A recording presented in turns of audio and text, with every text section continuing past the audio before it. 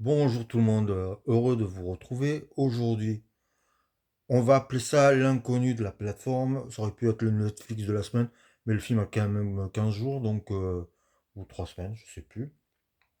Puis comme c'est un film qui n'est pas doublé en VF, je me dis toujours c'est des films qui sont euh, qui vont avoir du mal à avoir une certaine visibilité. Alors c'est un film indien. Je ne connais rien au cinéma indien. Ça s'appelle Secteur 36.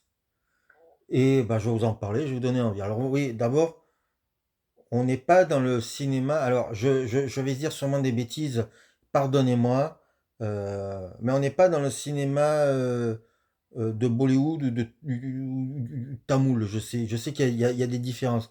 On n'est pas dans un film où toutes les demi-heures ça s'arrête pour chanter, danser.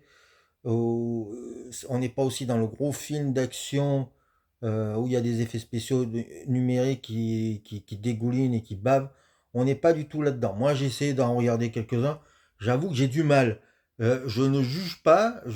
C'est souvent très créatif, peut-être même trop. Et c'est une orgie d'images qui vous viennent à la rétine. J'ai du mal à l'ingurgiter. Mais peut-être qu'un jour, je trouverai le film qui arrive à m'amener là-dedans. Là, on est dans du cinéma, j'allais dire, traditionnel. Un thriller, il n'y a pas de chanson. On est dans un film qui peut être vu à l'international. Voilà. C'est c'est un vrai thriller et c'est inspiré d'une histoire vraie. Alors ça, je me méfie toujours un peu, hein, je le dis toujours. Là, je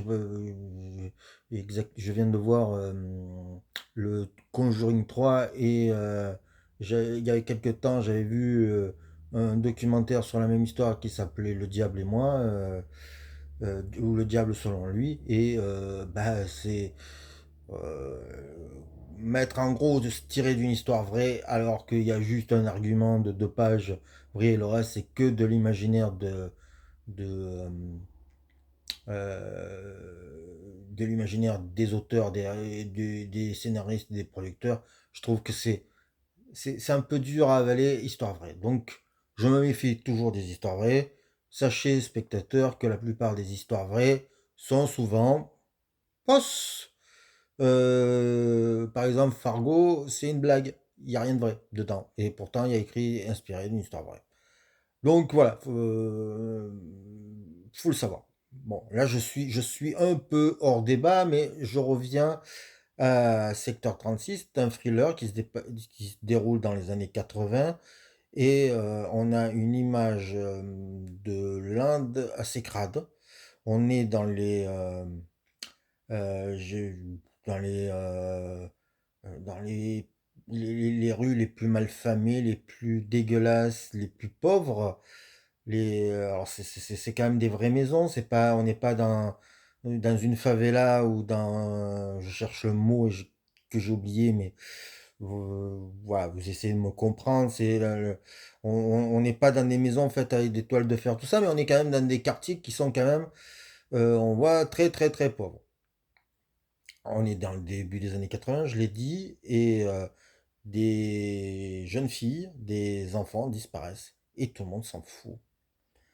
La police est corrompue jusqu'à l'os. Ce ne sont pas des affaires qui rapportent, dit un gradé à un moment donné.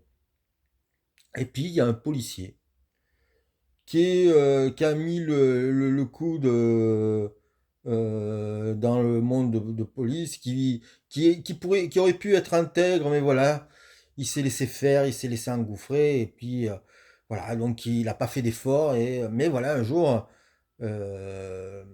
sa fille a failli être enlevée, peut-être par le tueur, par la personne qui enlève ses enfants.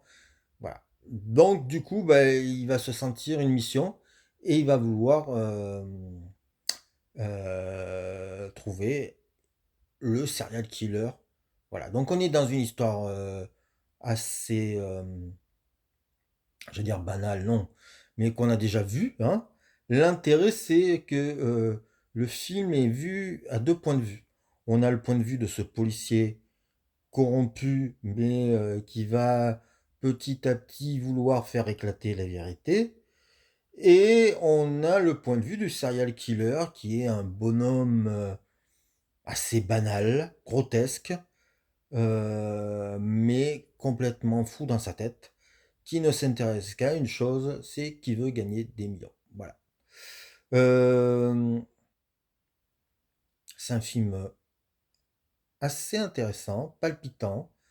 On s'ennuie pas une seconde, ça nous fait découvrir une culture, ça nous fait découvrir un monde et franchement c'est